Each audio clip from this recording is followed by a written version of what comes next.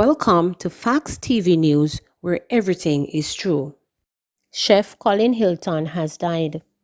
The local culinary industry has been plunged into mourning following the death of renowned chef Colin Hylton. Hylton reportedly died suddenly on Tuesday. Hylton was the owner and operator of the St. Andrew-based restaurant Guilt-Trip and was celebrated both locally and internationally for his creative cooking that wowed foodies. Female taxi operator shot dead in St. James. Detectives assigned to the St. James Police Division are probing the murder of a female taxi operator who was gunned down on the job on Tuesday evening.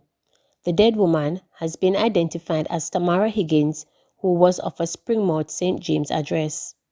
Reports are that shortly after 6 p.m., Higgins was plying the Montego Bay to Springmount route in the western Jamaica Parish when she stopped to let off a passenger along the Tucker Main Road.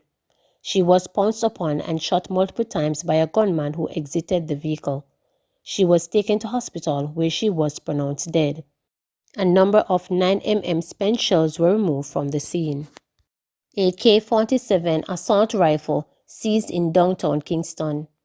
A team of officers assigned to the Kingston Central Police Division seized an AK-47 assault rifle on Simmet Lane in downtown Kingston on Tuesday, April 6.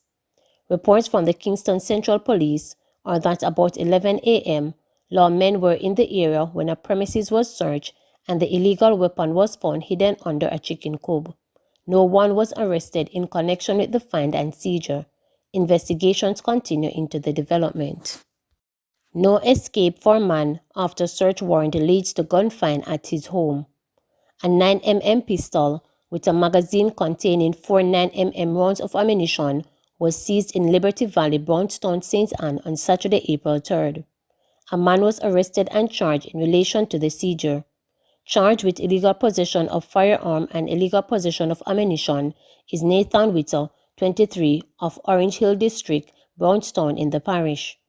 Reports from the St. Anne's Bay Police are that about 3 p.m., a search warrant was executed on Whittle's residence, during which the weapon was found.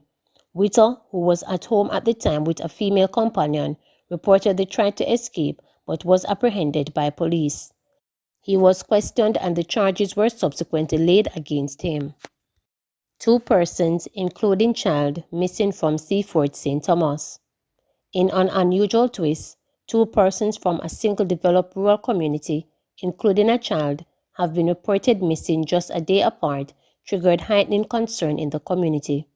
35-year-old Ryan Luther, a laborer of Black Simmet Lane, Sh0t in St. Thomas, has been missing since Saturday, April 3rd. He is of dark complexion, slim built, and about 5 feet 4 inches tall. Reports from the Sh0t police are that Ryan was last seen by a community member in the downtown Kingston area. He has not been seen or heard from since then. All efforts to locate him have so far been unsuccessful. His mode of dress at the time he went missing is unknown. Meanwhile, a high alert has been activated for 11-year-old Dwayne Patterson of Cloney Road, Whitehall District in Sh0t, St. Thomas, who has been missing since Sunday, April 4. He is of dark complexion, slim built, and about 4 feet 7 inches tall. Reports from the Sh0t police are that about 8 p.m., Dwayne left home informing his grandfather that he was going by a relative to trim his hair. The child has not been seen or heard from since then. He was last seen wearing a pair of black slippers and white jeans. The color of his shirt is unknown.